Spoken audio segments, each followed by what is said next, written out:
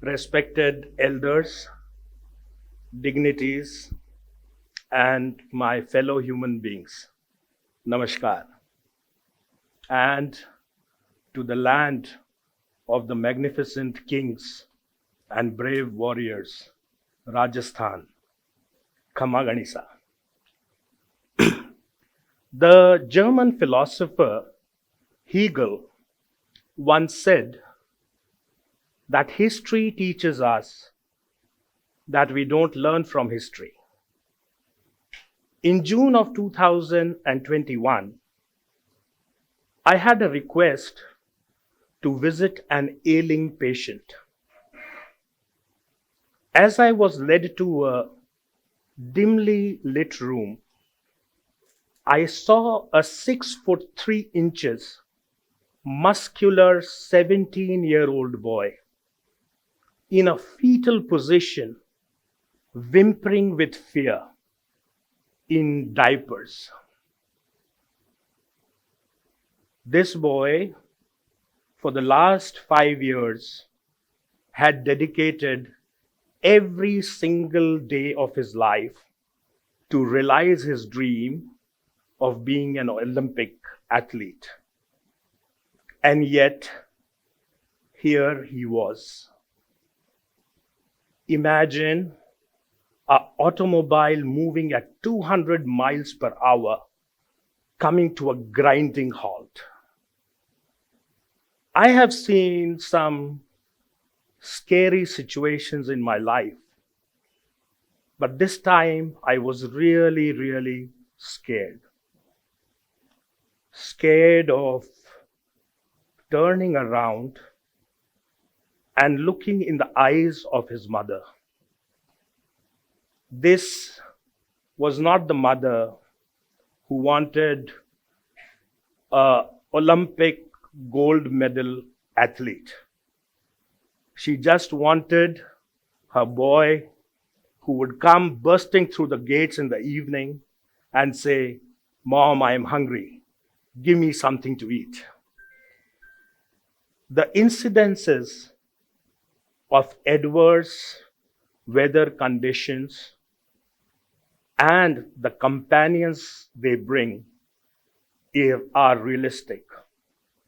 Anxiety, depression, melancholia, chronic fatigue syndrome are a reality today. All of you are brilliant, intelligent individuals in your own right. In this century, we are supposed to believe that you have information at the click of your button. I would like you to use your imagination for a moment. Close your eyes and imagine it is the year 2023, a scorching hot day with an air of uncertainty. And as people rush through the streets in a hurry behind their ventilator masks to reach a safe space inside, there is a bigger worry. Behind their ventilator masks, huge amount of anxiety and conflict is etched on their faces because they are facing an unseen adversary who is eroding their physical, mental, and psychological well-being. The renowned psychologist Carl Jung said that the greatest tragedy of our times is the climate crisis and how little we are doing about it. And that he said several decades back. The problem that we face with conflict in nature is real and unique. Each year, the Earth's temperature are registering new highs.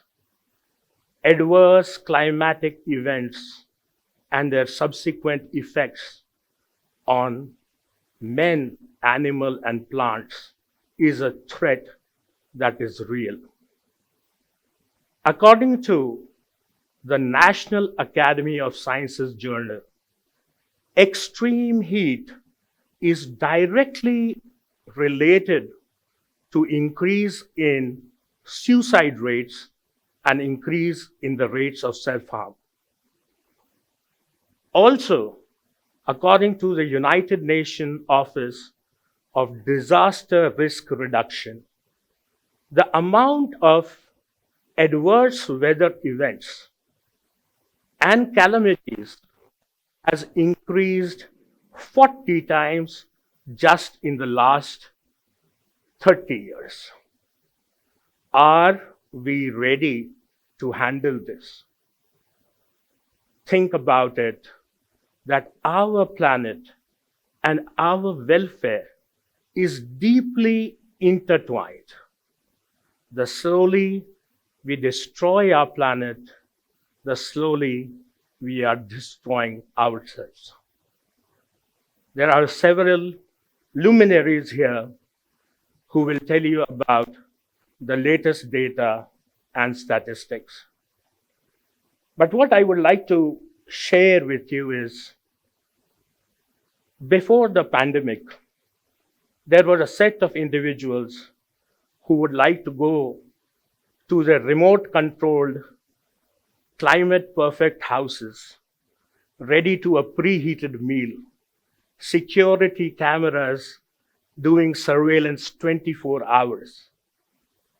But when confined to that perfect space in COVID, with limited public interaction, they found out that there are companions, read mental maladies, such as anxiety, depression, which are very difficult to handle.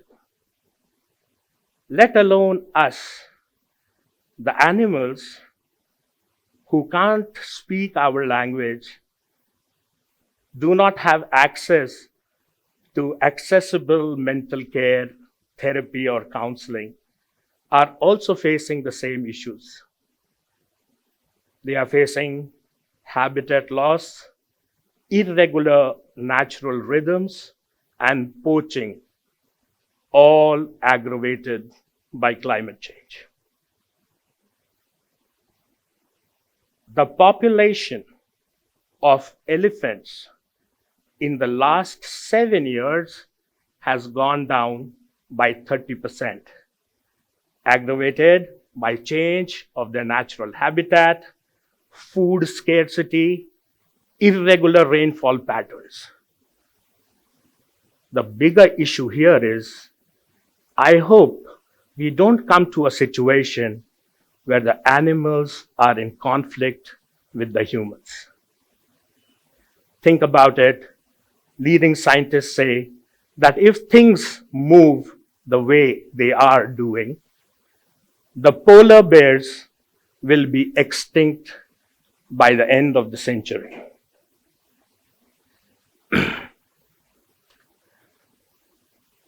We have set up systems, processes, so many manuals, thinking we are safe. But we aren't. The time has come when all artificial fences are breaking down. And only that will survive that is basically consistent with the universal. If we seek safety in our holy aloofness, thinking nothing will go wrong, we are terribly mistaken. Because the world and these mental maladies are stronger than our corner. And it is our corner that will have to give way, pressing and receding its walls till they burst open on all the sides. With humility, I would like to suggest that we should do two things, in addition to whatever the experts propose. Number one, we should try to be a little bit more forgiving. And forgiveness starts from self. Let us be a little bit less relentless and less competitive. Second thing is, a great man said that we are enjoying the shade today because somebody wise had the vision to plant a tree hundreds of years ago. I propose that those who are capable should plant one tree and take care of it for 1 year on your birthday. In India, we call God as omnipotent or Bhagwan. And what is this Bhagwan? Bha is for Bhumi, the earth. Ga is for Gagan, the sky. Va is for Vayu, the air. A is for Agni, fire. And Na is for Neer, the water. If we start really respecting the Bhagwan inside us and outside us, I am very hopeful that things will be all right. Before I conclude, I honor the Bhagwan in you. And even though prophets of doom are abundant, let us be prophets of hope, where H is for happy, O is for optimistic, P is for positive, and E is for eternity. My dear fellow human beings, we owe it to the next generation and our kids to have a vibrant life full of color and enjoy what the nature has to offer us. And let's hope that they don't end up in diapers, and neither do we. Thank you so much.